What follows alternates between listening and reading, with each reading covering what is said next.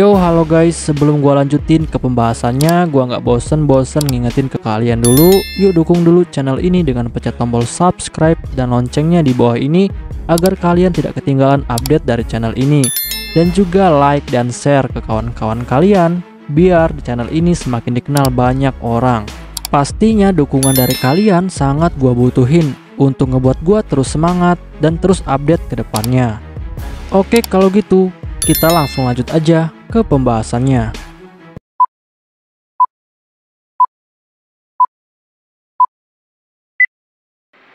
Yo, halo guys, kali ini gue bakal ngebahas light novel The Eminence in Shadow, volume pertama chapter prolog. Ini adalah sebuah kisah dari seorang pemuda yang memiliki kekuatan idaman di dalam bayangan, yang pada akhirnya pemuda ini akan menguasai dunia bayangan yang ada di dunia lain. Dan dengan memiliki kekuatan besar tersebut, dia selalu beraksi dan bersembunyi di balik bayangan. Dan tidak ada satu orang pun yang mengetahui tentang identitasnya yang sebenarnya. Penguasa bayangan ini dulunya adalah seseorang yang memiliki kehidupan sebagai rakyat jelata. Dan hampir setiap harinya dia terus berlatih untuk menjadi lebih kuat lagi demi menjadi penguasa bayangan. Dan di dalam pikiran orang ini, sesungguhnya dia tidak tahu kapan dia memiliki impian untuk menjadi penguasa bayangan. Bahkan dia tidak peduli apakah itu di anime, manga ataupun film-film yang pernah dia tonton. Karena menurutnya, karakter yang berperan di balik layar ataupun pahlawan misterius adalah sebuah karakter yang paling sempurna. Dan karakter ini tidak pernah menjadi tokoh protagonis ataupun antagonis. Dan pria ini sangat terobsesi untuk menjadi penguasa bayangan yang akan beraksi di balik layar dengan kekuatan yang terkuat. Dan untuk mencapai impiannya ini, pria ini pun terus berlatih di setiap harinya. Mulai dari tinju, karate, seni pedang, sampai seni bela diri campuran. Dan dia sudah mempersiapkan dirinya untuk menjadi yang terkuat dan menjadi penguasa dari bayangan. Bahkan di sekolahnya, pria ini terus berusaha untuk menjadi orang yang biasa-biasa saja dan tidak ingin menjadi menonjol. Tetapi di balik semua itu, orang ini adalah orang yang terkuat dan rajin berlatih untuk mencapai impiannya. Tetapi pada akhirnya, pria ini pun akhirnya menyadari, jika sekuat apapun dia berlatih, dia tidak akan bisa menjadi orang terkuat di dunianya. Karena jika dia dihadapkan oleh beberapa tentara yang memiliki banyak senjata, dia pasti akan mati dengan sangat mudah. Dan akhirnya pria itu pun mulai berpikir bahwa dia harus mencari kekuatan yang bisa membuatnya menjadi lebih kuat dan bisa menghadapi berbagai jenis senjata. Dan dia pun lalu mendapatkan sebuah kesimpulan bahwa dia harus mempelajari tentang sihir. Tetapi dia tahu bahwa di dunianya saat ini sihir itu tidak ada. Tetapi walaupun begitu, pria ini tidak menyerah dan dia malahan terus berlatih dan melakukan meditasi untuk mendapatkan kemampuan sihir. Tetapi ternyata dia masih gagal, dan hal itu membuatnya mulai putus asa. Dan suatu hari, setelah dia selesai berlatih sampai larut malam, dia pun lalu melihat ada sepasang cahaya yang terlihat melaju dengan sangat cepat. Dan pria itu berpikir bahwa cahaya itu adalah energi sihir yang selama ini dia cari. Tetapi saat dia mendekati dua cahaya itu untuk menangkapnya, ternyata cahaya itu berasal dari cahaya lampu mobil truk yang melaju dengan sangat cepat. Dan akhirnya kecelakaan pun terjadi. Dan dalam keadaan setengah sadar karena ditabrak oleh mobil truk, pria itu pun masih sangat yakin bahwa dia sudah menemukan kekuatan sihir. Dan saat pria itu tersadar, ternyata dia merasakan jika tubuhnya telah dikelilingi oleh energi sihir yang sangat banyak. Tetapi dia tahu bahwa dia saat ini telah berubah menjadi seorang bayi. Dan dia juga tahu bahwa dia ternyata sudah mati dan telah berpindah ke dunia yang baru. Tetapi, walaupun saat ini dia adalah seorang bayi, tetapi dia masih memiliki ingatan dan juga kesadaran seorang dewasa. Dan dia juga masih memiliki semua ingatannya dari dunia lama. Dan selama dia menjalani hidupnya sebagai seorang bayi, dia pun lalu melihat bahwa ternyata dia sudah berpindah ke sebuah dunia yang terlihat seperti peradaban abad pertengahan atau seperti Eropa pada zaman dulu. Tetapi pria itu tidak peduli tentang hal ini. karena selama dia mendapatkan kekuatan sihir, dimanapun dia hidup dia tidak peduli. Bahkan semua kemampuannya yang sudah dia latih di dunia sebelumnya, semua kemampuan itu telah membuatnya menjadi sangat kuat, walaupun dia saat ini masih sangat kecil. Dan dia semakin yakin jika dia akan bisa menjadi lebih kuat lagi. Dan ternyata ada hal lain yang membuatnya merasa sangat senang. Dan hal itu adalah karena dia telah terlahir kembali menjadi seorang bayi. Dan hal ini akan membuatnya memiliki waktu yang banyak untuk berlatih sebelum dia menjadi dewasa. Dan hal itu akan membuatnya cukup kuat untuk menjadi penguasa dari bayangan.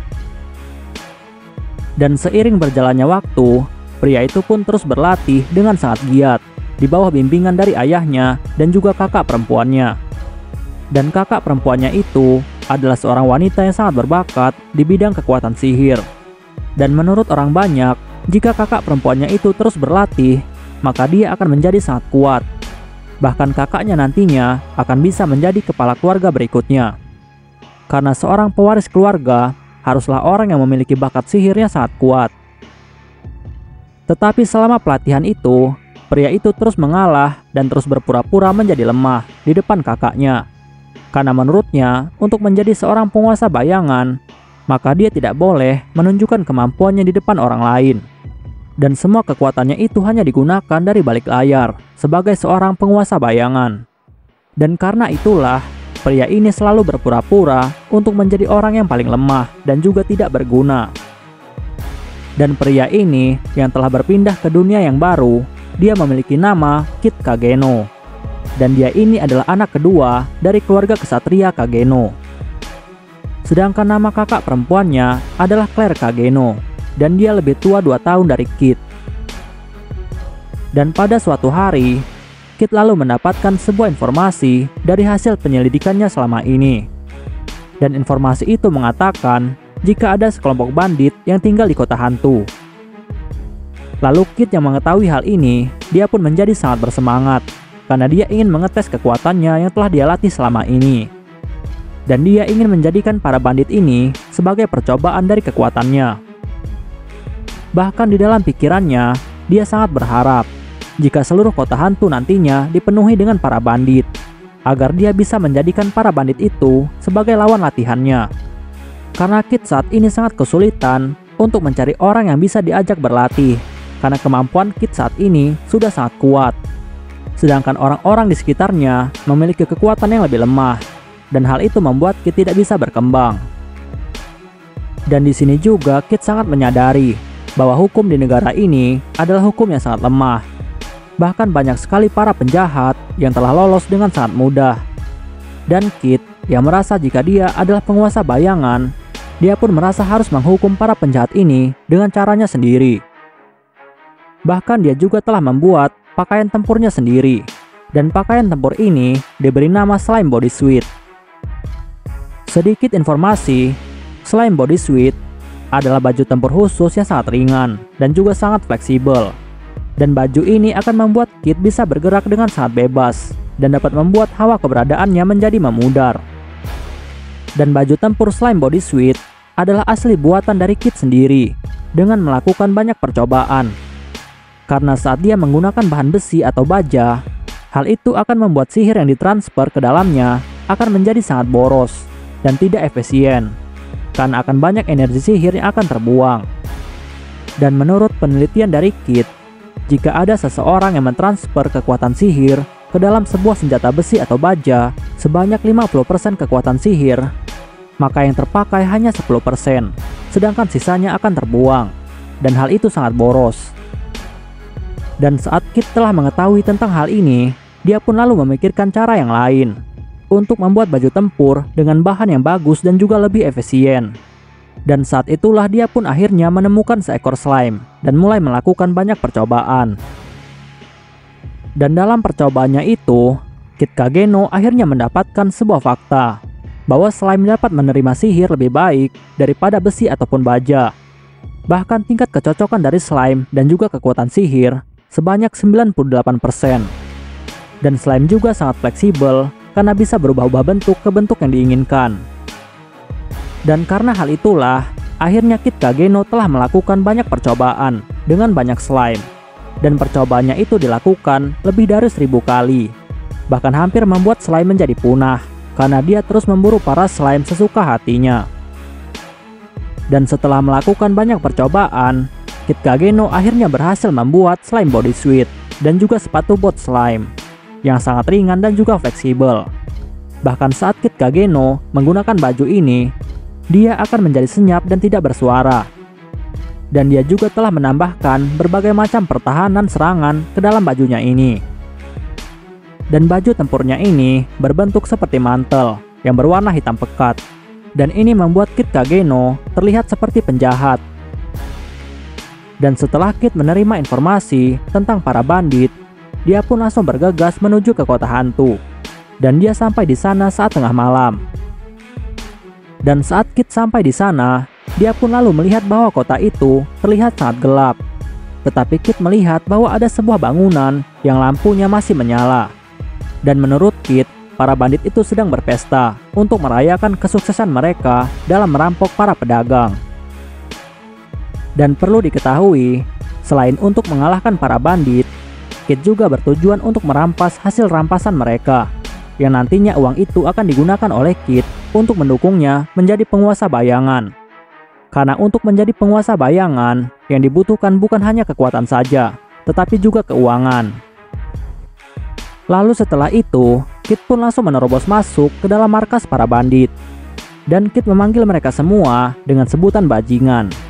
Dan Kit bilang kepada semua bandit untuk segera menyerahkan hasil jarahan mereka. Tetapi salah satu dari bandit itu malah bilang kepada Kit, jika Kit itu hanyalah orang yang lemah. Tetapi Kit yang mendengar hal itu, dia tidak peduli sama sekali. Karena dia sadar semua orang yang melihatnya pasti akan menganggapnya orang yang lemah. Karena saat ini, dia baru berumur 10 tahun dan badannya masih sangat pendek dan juga kecil. Tetapi setelah itu, Kit pun langsung menendang pria yang telah mengejeknya lemah. Dan pria itu pun langsung terpental cukup jauh. Sedangkan semua bandit yang melihat hal itu, mereka pun menjadi sangat marah kepada Kit. Dan langsung mengarahkan senjata mereka untuk menyerang Kit. Tetapi sebelum mereka bisa menyerang Kit, ternyata Kit dengan cepat langsung menyerang mereka duluan, menggunakan pedang khusus miliknya yang terbuat dari slime. Dan walaupun pedang itu terbuat dari slime, ternyata pedang itu lebih tajam dari pedang biasanya, karena itu adalah pedang sihir. Bahkan pedang itu bisa berubah-ubah bentuk, bisa memanjang dan juga memendek, sesuai keinginan dari Kit. Karena pedang ini terbuat dari slime yang lebih fleksibel. Bahkan pedang ini bisa berubah-ubah bentuk apapun yang diinginkan, seperti cambuk ataupun pentungan. Dan dalam waktu yang sangat singkat, Kit pun akhirnya berhasil membantai semua para bandit dengan sangat kejam. Tetapi tiba-tiba, ketua dari para bandit itu langsung keluar dan bilang kepada Kit bahwa dia adalah pemimpin dari kota ini. Dan dengan kecepatannya sangat cepat, ketua bandit itu pun langsung mengarahkan pisaunya dan menusuk jantung Kit. Bahkan Kit sampai terpental. Tetapi ternyata Kit pun akhirnya bangkit kembali tanpa luka sedikit pun.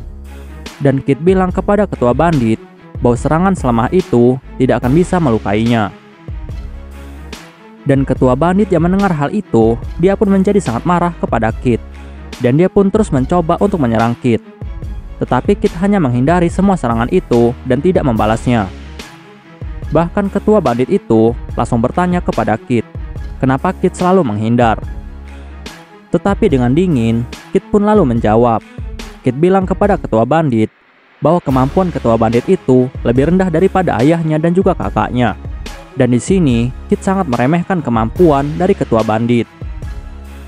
Dan ketua bandit yang mendengar hal itu, dia pun menjadi sangat marah kepada Kit.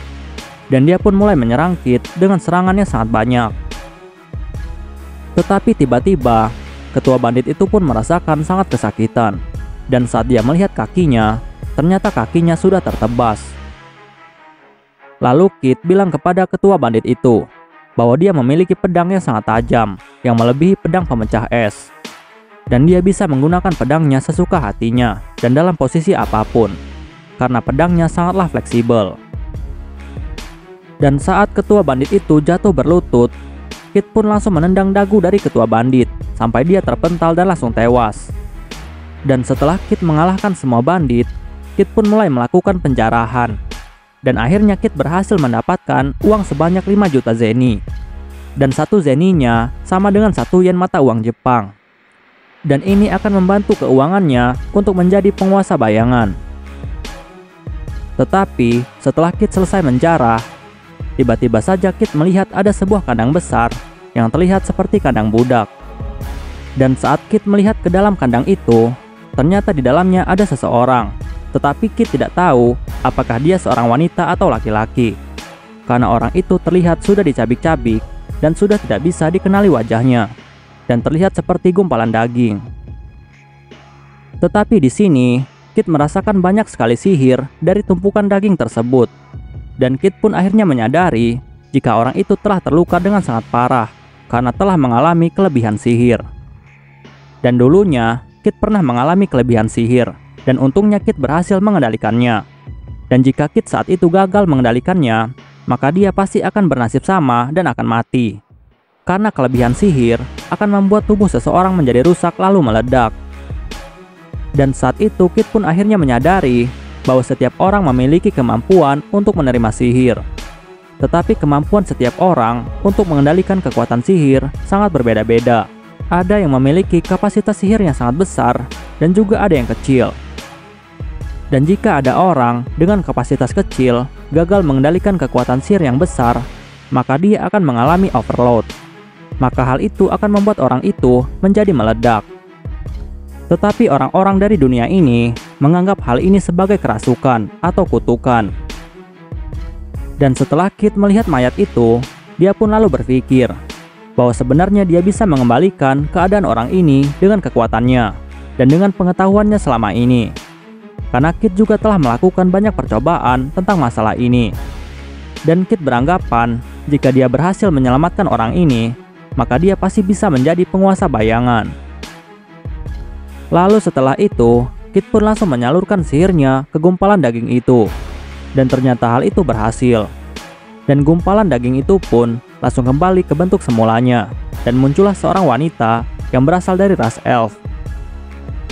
Dan setelah elf itu bangun dan sadar kembali, Kit sebenarnya ingin membiarkannya untuk hidup dengan bebas. Tetapi gadis elf itu malah bilang kepada Kit jika dia tidak punya rumah, dan dia ingin membalaskan kebaikan Kit karena sudah menolongnya. Kit yang mendengar itu, dia pun lalu berpikir. Dan Kit akhirnya memutuskan untuk menjadikan gadis elf itu sebagai bawahannya, yaitu bawahan dari penguasa bayangan. Dan Kit juga di sini menyadari jika gadis elf itu memiliki bakat dan juga kekuatannya sangat kuat. Lalu Kit langsung memberikan sebuah nama kepada gadis elf itu, dan namanya adalah Alpha. Sedangkan Alpha yang mendengar hal itu, dia pun langsung setuju. Dan Kit pun menjadikan Alpha sebagai wakilnya, yaitu wakil penguasa bayangan. Tetapi di sini Kit sangat bingung untuk menjelaskan kepada Alpha tugas dari penguasa bayangan. Dan tentu saja di sini Kit tidak bisa memberikan sesuatu alasan yang konyol. Dan setelah beberapa saat berpikir, Kit pun akhirnya memutuskan untuk sedikit membuat cerita.